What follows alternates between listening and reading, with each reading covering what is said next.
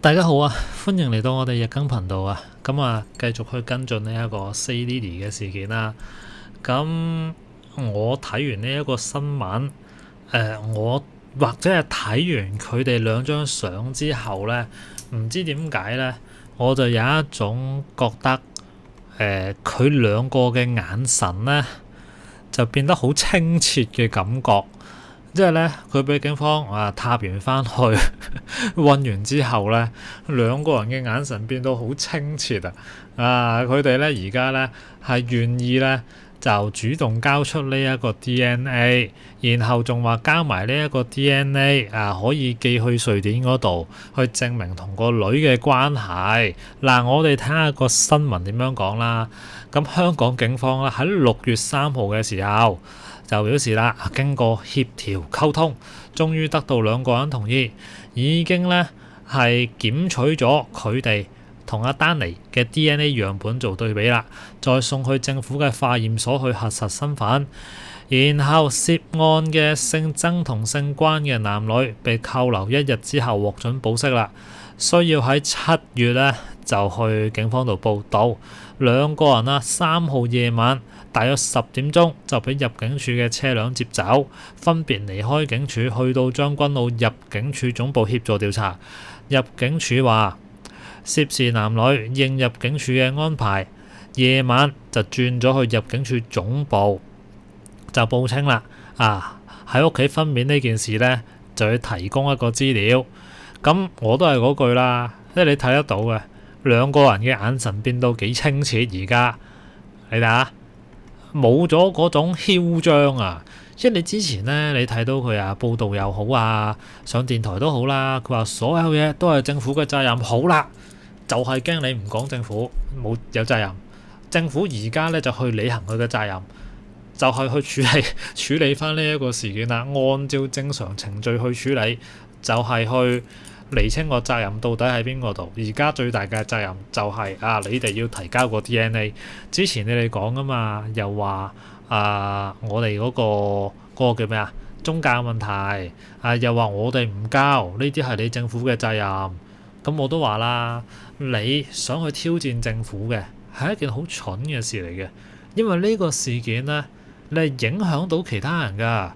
如果有其他人喺唔知邊度攞咗個 BB 翻嚟，然後學你哋咁樣去做呢，喂，對我哋呢啲一般小市民其實係好冇保障嘅喎。即係我哋如果係生我個小朋友嘅，俾人攞走咗嘅，跟住人哋呢就將嗰個 BB 就攞去做一個嘅攞證，攞完個證之後呢，因為個 BB 未攞證啊嘛，一出世攞走咗，然之後佢嗱嗱聲隔一段時間就去攞證，攞完證之後呢，就話喂，我唔提交 DNA 證據㗎，佢哋都得，點解我唔得啊？我屋企生嘅，吹咩？跟住就去做健康檢查啦。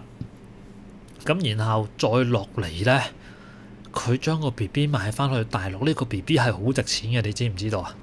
因為呢一個 BB 佢係有香港身份證㗎，佢賣去俾人做童養媳或者係一個做人礦去。成家有證你知唔知道啊？成件事係好恐怖啊，所以呢一樣嘢係唔能夠喺香港出現咯。咁佢將件事擺落去政府度，而家政府負責任啦。哇！政府一負責任，拉咗佢翻去1日1夜之後呢，佢兩個個眼神變到幾清澈，你哋自己都睇到㗎啦。啱唔啱啊？直到去4號嘅凌晨時分，呢兩位仁兄呢，先後就離開將軍澳入境處總部，佢哋多謝傳媒同市民關注啦。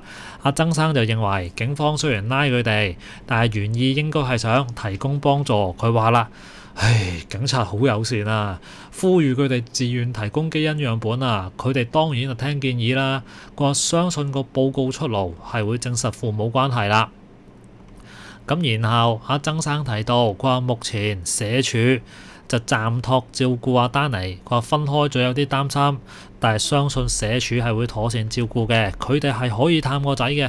佢話個案係會由社工繼續關注，佢哋係會同社工保持聯絡，然後問佢啦，喂，你哋會唔會安排個仔繼續留喺香港讀書啊？咁呢兩個人就話要睇返小朋友能力、意願同家人嘅經濟能力啦。你喺香港你都讀唔到書，你喺香港你都冇咁嘅經濟能力，你去到邊度你仲有經濟能力啊？唔通你去翻北歐咩？日周圍住喺車嗰度咩？冇可能噶嘛件事。你喺香港你一個自己嘅地方，用自己母語嘅地方，你都揾唔到食，你去到外邊點揾食啊？大家話啱唔啱啊？咁個女人就話啦，估計警方咧調查會用幾個月啦，佢哋短期內會留喺香港。佢形容過往喺唔同國家都有官司纏身，但係今次有傳媒同市民關心佢哋，所以覺得好安穩啊！即係呢兩個人呢，係叫做已經係打慣晒官司嘅啦。你點告我呢？我哋都有一個心理準備嘅。佢哋兩個人啊喺現場啊回應記者提問啊，然後問佢啦，喂，咁你瑞典個女點算啊？阿關小姐話：係啊，自從2013年12月6號開始已經冇再聯絡啦，亦都冇再聽過個女把聲啊。佢話瑞典社福局曾經寄過2張相俾佢哋，而寄養家庭每2個月就會寄信俾佢哋啦，寫大半版 A4 紙啊，去交代翻個女嘅最新情況。咁大致內容都係呢2個月好好啊，總之乜都係好啦。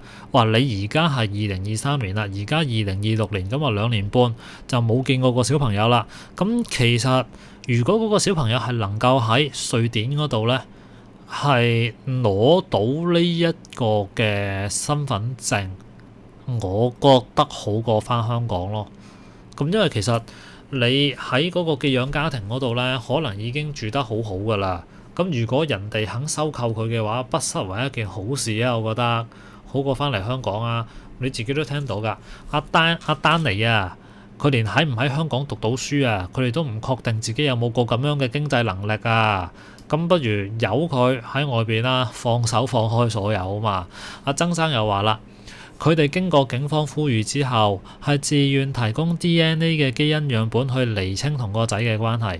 佢哋亦都簽埋聲明書啦，同意香港警方將相關嘅基因樣本送去瑞典，去證實佢哋同個女嘅關係。曾生亦都希望可以為個女申請特區護照，早日返嚟香港團聚。形容啊，見到少少曙光啦。嗱，呢啲咪就係衰咯。如果你係一早肯驗 DNA 嘅，咁基本上好多嘢就可以好快咁解決到，你唔使話而家見到少少曙光啊，自己攞嚟嘅。即係話呢，你無論如何你點都好咧，你都係要令到呢班人呢個眼神變得清澈，然後聽聽話話先得嘅。你睇到你頭先你睇到佢相啊，嗱，我再放大出嚟俾你睇下。